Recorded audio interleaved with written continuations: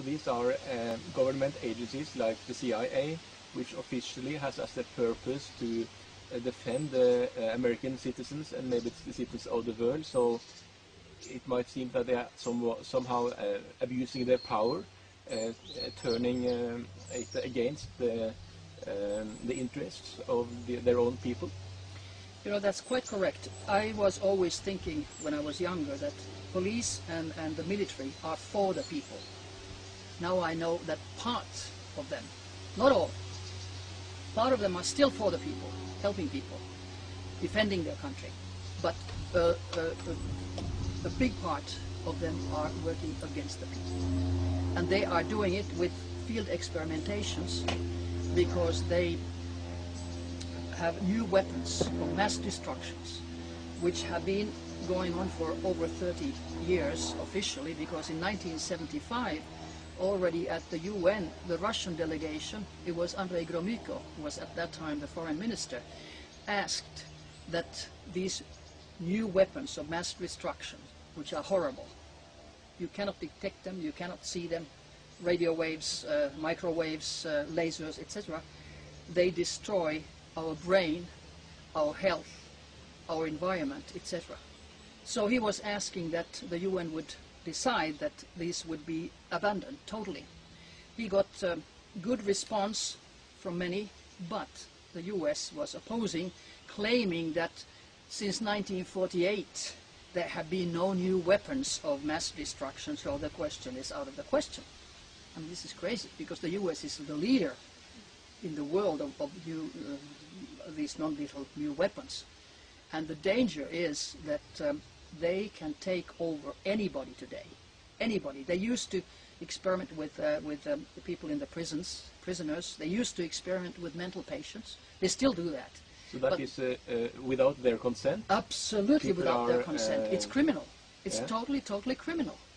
And now they take anybody, just anybody, but especially single women, because they don't have protection of the family. You know, if a single woman vanishes, so it takes some time before somebody finds out. If a married woman vanishes, the same day the family cries.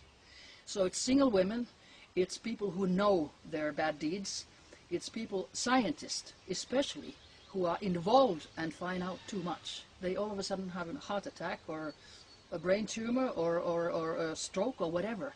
Or they're driven over by a car, or they even go down in a flight accident with hundreds of other people. So they have their methods to make people disappear or die, those who maybe know too much or are want to protest because they don't like what they are experiencing.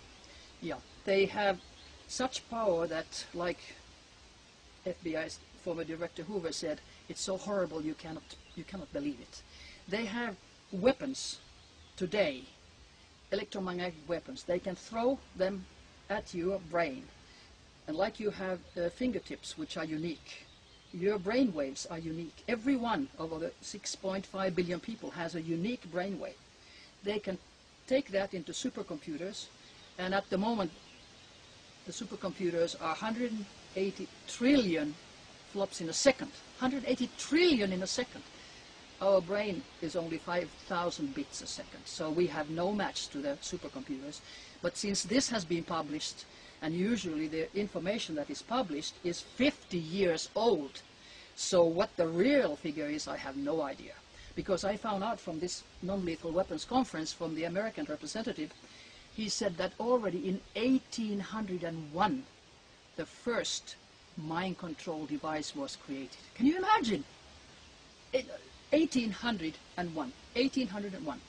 And I know that in Ohio, a doctor was already doing 1874 unethical research, putting electrodes into the brain of a patient, a female patient who died. So, you know, this is a century, 2 centuries old technology, and now it's coming out. This is new. It's not new. Anything that comes out from the military is at least 50 years old. And academic, especially in Europe and Scandinavia, academic research is at least 1 or 2 generations behind. They have no idea.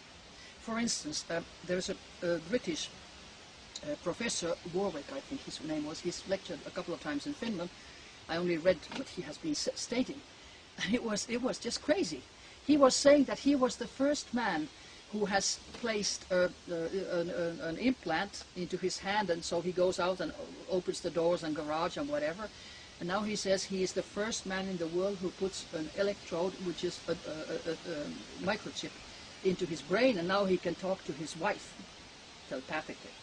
Now, already in 1952, Project Moonstruck, CIA's own project, placed electrodes into the brain and teeth of people to follow them. 1952. Now he comes out after year 2000. So, like I said, it's at least 50 years old, you know, behind the academic research about these things. They don't know about the military, or then they are bought and they are giving disinformation.